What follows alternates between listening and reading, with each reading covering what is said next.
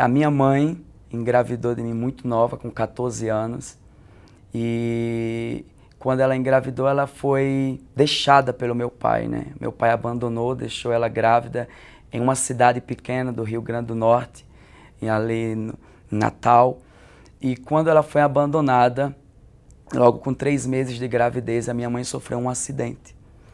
E com 14 anos, ela foi, né, cometida desse acidente, ficou no hospital por muito tempo. E quando ela estava no hospital, o médico chegou e falou assim, olha, chegou para minha avó, por parte de pai, que querendo ou não, mesmo meu pai me abandonando, a minha avó estava presente por parte de pai. E o médico chegou e disse assim, olha, essa criança não vai poder nascer. Ela está fraca, estava se alimentando só à base de sonda. E a gente vai ter que tirar a criança, porque senão ela corre um risco de morte. Então, ali começou algo no mundo espiritual. A minha avó, por parte de pai, assinou a minha sentença de morte, né? Então, ali, a minha mãe, sem saber de nada, a minha avó assina. Mas Deus, ele é tremendo. Quando Deus tem um propósito na sua vida, ninguém lhe para, ninguém lhe frustra. E o que aconteceu quando o médico vem chegar para fazer o procedimento, um dia anterior, a minha mãe, ela recebe a visita de alguém. E hoje nós sabemos que esse alguém era um anjo de Deus. E esse homem alto, todo de branco, chegou para minha mãe e falou assim, a criança que está no seu ventre não vai morrer.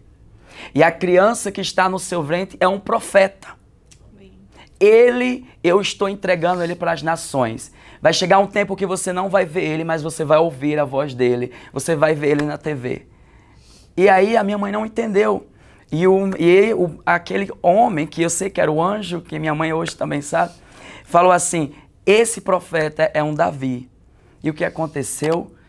Passou, a minha mãe dorme, e quando ela acorda, o doutor Marcelo, que até hoje, quando me vê, fica impactado. Ele chora porque ele disse que a partir daquele momento ele começou a crer em Deus. O médico chega e quando o doutor Marcelo chega, ele disse assim, nós precisamos fazer um procedimento. E a minha mãe falou assim, não, o médico veio aqui antes e o médico falou que ninguém vai tirar a criança. Eu estou grávida de um profeta, de um menino. E ninguém, o médico doutor Marcelo, eu nasci em Seramirim, uma cidade muito pequena. Ele disse, não tem nenhum médico aqui. Eu sou o único médico da região. Meu Deus. Então a minha avó, por parte de mãe, sem saber que a minha outra avó tinha assinado, porque foi tudo, né, por trás, a minha avó, por parte de mãe, disse assim, não, isso é um sinal de Deus. Ninguém vai tirar essa criança. E o médico disse, corre risco dela falecer, corre risco dos dois morrerem no parto. E sabe o que aconteceu? Minha mãe esperou. Depois, 4 meses, descobriram que eu estava grávida de um menino. E aí a minha mãe foi melhorando, mas eu já nasci com uma anemia muito forte. Já nasci muito doente e o inimigo querendo já ceifar minha vida. Mas o Senhor, ele é incrível e ele é poderoso e os planos de Deus nunca serão frustrados. Eu sinto de dizer para alguém que está aqui, os planos de Deus para a sua vida não vai ser frustrado. Ninguém vai tomar o que Deus tem para você. Ninguém vai tirar aquilo que é seu por herança. Deus está com você. Você só precisa crer de todo o seu coração. Mas a minha mãe creu mesmo sendo uma jovem adolescente, cuidando de mim, com a ajuda da minha avó, com a ajuda do meu avô, sem a presença do meu pai. Então, com 5 anos de idade, o profético começou a ser ativado na minha vida. Eu começava a ver coisas. Telões apareciam na minha frente, frases apareciam na minha frente, e eu começava a ver coisas, mas eu não entendia, eu era muito criança. Então, com 7 anos, a minha avó, que é a minha maior inspiração, minha avó Luzia Amaro, que eu tanto amo, mulher de Deus, assembleana, aleluia, que ama Jesus de verdade, ela me levava para a igreja.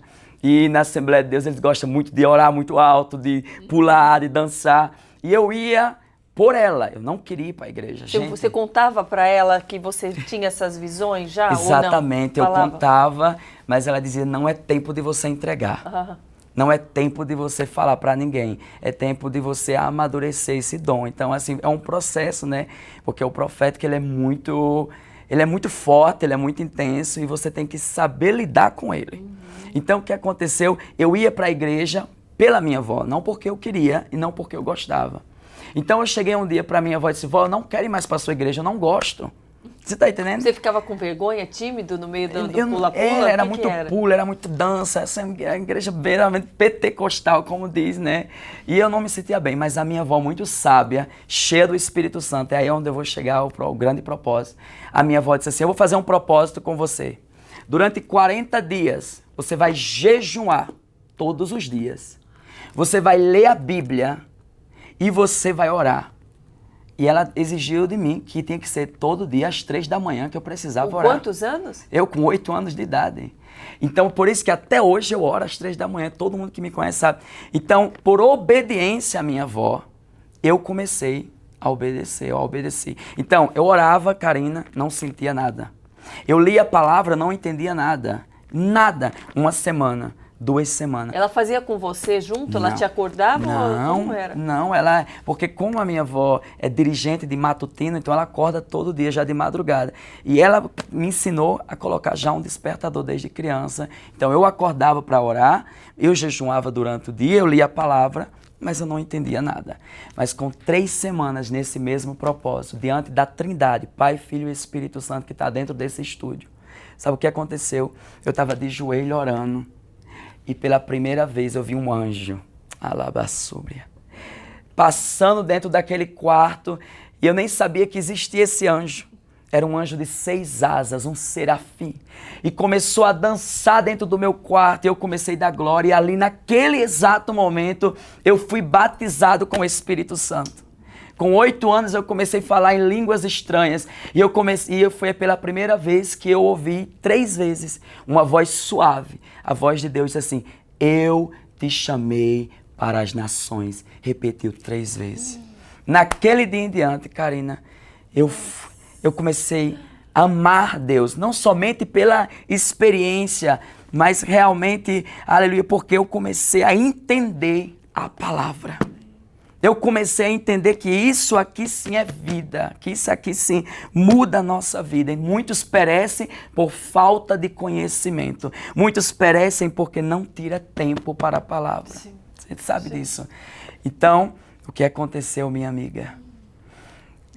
O profético foi ativado. A minha avó disse, eu vou te colocar agora na escola. Você contou para sua avó no Contei. dia seguinte?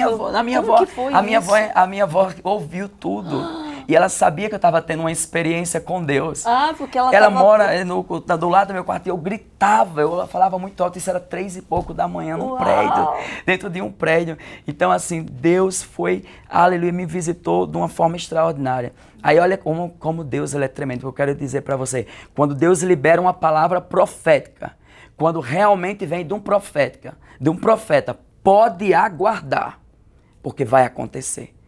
A minha voz, ela convidou uma senhora do Rio de Janeiro para pregar em uma conferência na minha igreja, em Natal. E essa mulher, ela não sabe nem ler, nem escrever. Analfabeta, ela só consegue ler a Bíblia. Nossa. Uma senhora cheia do Espírito Santo. Eu tinha acabado de chegar da escola, na época eu estudava no Marista. E quando eu cheguei da escola, ela falou assim, senta que o Senhor vai falar contigo agora. Depois dessa experiência, uma semana depois da experiência do batismo com o Espírito Santo, que eu ouvi a voz de Deus pela primeira vez e que eu vi o anjo. Ela disse, senta que Deus vai falar contigo. Quando eu sentei, eu tinha um globo da terra na minha casa e ela disse assim, gira esse globo da terra. Quando eu mandar, Deus vai falar contigo. Esse Deus é tremendo. Presta atenção. Quando eu girei o globo da terra, ela disse, para. Quando eu parei, aonde foi que eu parei? Na Suíça. Ela disse assim, chegará o tempo que Deus te levará para esse país. Chegará o tempo que Deus vai te honrar nesse país. Tu vai comer o melhor da terra. Tu vai conhecer pessoas que tu nunca imaginou. Tu vai sentar em lugares que tu nunca pensou. Uma criança pobre que nasceu no interior do Brasil. Morei numa casa de taipa. Não tinha nenhuma cama. Dormia em uma rede. Passei fome.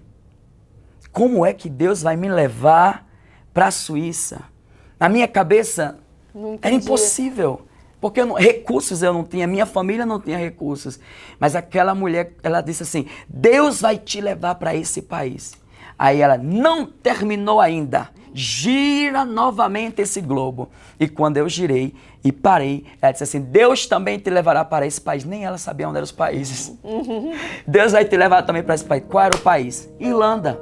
É lá que tu vai fazer faculdade. É lá que Deus vai te dar o inglês. É lá que Deus vai te dar grandes conhecimentos.